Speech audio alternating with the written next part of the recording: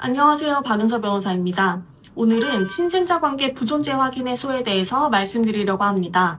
이 소는 부모와 자식 관계가 법적으로 성립되지 않는다라는 것을 확인하는 소송인데요. 어떤 경우에 가능한지, 소송 절차는 어떻게 되는지 오늘 차근차근 설명해 드리도록 하겠습니다. 친생자 관계 부존재 확인의 소는 가족관계 등록부상 부모와 자식으로 등재되어 있는 사람들이 우리는 실제로 친부모와 친자식 관계가 아닙니다 라고 주장하면서 이 가족관계 등록부를 올바로 정정하기 위해서 제기하는 소송이라고 생각하시면 됩니다. 이런 상황에서 자녀가 자신의 가족관계 등록부상 부모에게 혹은 부모가 자신의 가족관계 등록부상 자녀에게 소송을 제기해서 가족관계 등록부를 실제 관계에 맞게 정정할 수가 있습니다. 자, 이렇게 내 친자식이 아닌데 내 가족관계 등록부에 내 친자식으로 올라 있단 말이에요.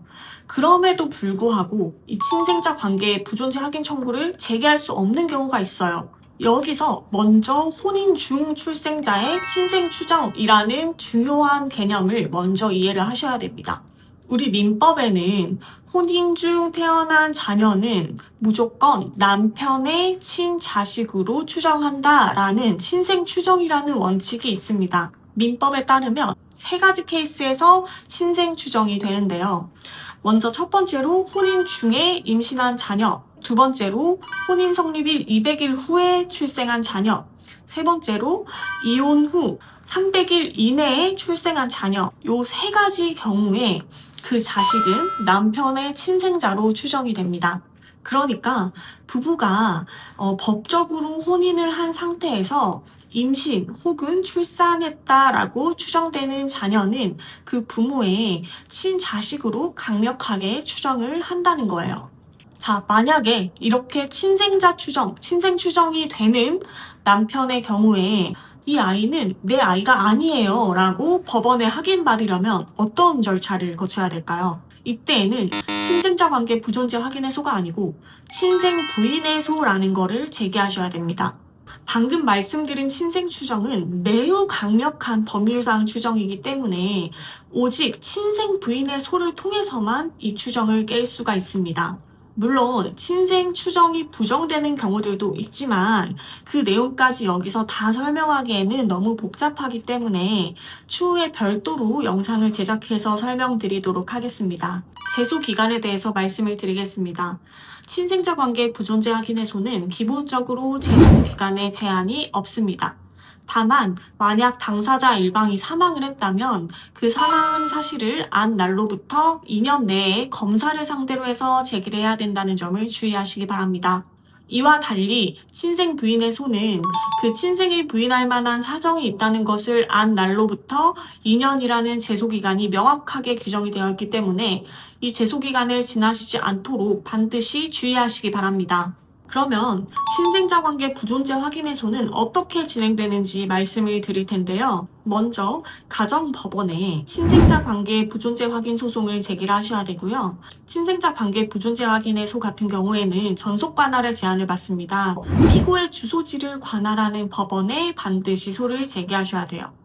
자, 이렇게 소송을 제기를 했으면 법원은 DNA 검사라든지 혹은 여러 가지 정황 사실, 증거 자료를 통해서 이 원고와 피고 간에 부모 자식 관계가 존재하는지 여부에 대해서 판단을 하게 됩니다. 그리고 마지막으로 증거를 바탕으로 법원이 친자 관계가 존재하는지 혹은 부존재하는지 여부를 최종적으로 판단하게 되는 거죠. 이 과정에서 가장 중요한 증거가 뭘까요?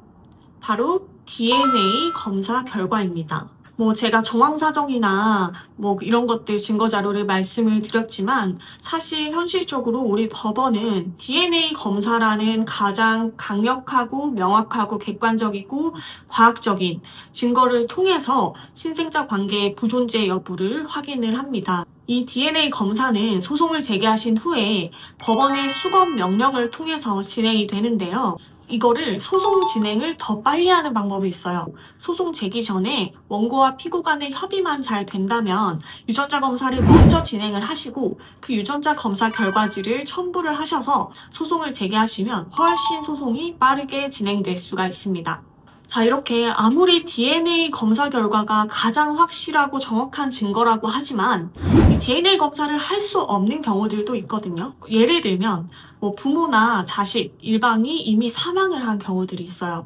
혹은 뭐 한쪽 당사자가 살아는 있는데 어떻게 연락을 시도해도 법원을 통해서 찾아도 도저히 찾을 수가 없는 경우, 이 사람이랑 이제 유전자 검사를 진행할 수가 없겠죠. 이럴 때 법원은 유전자 검사를 대신할 만한 어떤 간접적이고 정황적인 증거들을 통해서 친생자 관계의 존부 여부를 판단을 합니다. 예컨대 혼인 기간 중에 부부가 실제로 동거를 했는지, 아이가 임신된 것으로 추정되는 시점에 남편이 장기로 해외에 체류했다거나, 혹은 뭐 교도소에 들어가 있어서 도저히 아이를 임신할 수 있는 상황이 객관적으로 아니었다거나, 이런 사정이 없다면 과거에 주고받은 메시지, 뭐 주변인의 진술, 병원 기록, 이런 것들이 중요한 증거가 될 수가 있고요. 혈액형에 대한 것도 꽤나 유효한 증거 자료가 될 수가 있습니다. 혹은 그 당사자와 유전자 검사를 할 수 없는 경우에는 조부모나 그 당사자의 형제 자매 등과 같이 이제 유전적으로 연관이 있는 가족들이 대신해서 유전자 검사를 진행하기도 합니다. 정리하자면 DNA 검사가 가장 빠르고 정확하고 최선의 방법이지만, 이 DNA 검사를 할 수 없는 경우라면 다양한 정황 증거와 간접 증명을 통해서 친생자 관계가 존재하는지 부존재하는지 여부를 판단하게 됩니다. 그래서 사건마다 구체적인 사실관계를 꼼꼼하게 판단하는 것이 매우 중요하겠죠. 오늘은 친생자 관계 부존재 확인의 소와 함께 친생 추정이라는 개념, 그리고 친생 부인의 소까지 종합적으로 정리를 해봤습니다. 이 소송은 단순한 가족 관계에 대한 소송이 아니고 개인의 신분 관계에 매우 중대한 영향을 미치는 중요한 소송입니다. 여러 가지 상황을 종합적으로 면밀히 잘 검토하셔서 소송을 진행하셔야 되겠습니다. 혹시 관련된 고민이 있으시면 언제든 편하게 연락 주시기 바랍니다. 감사합니다.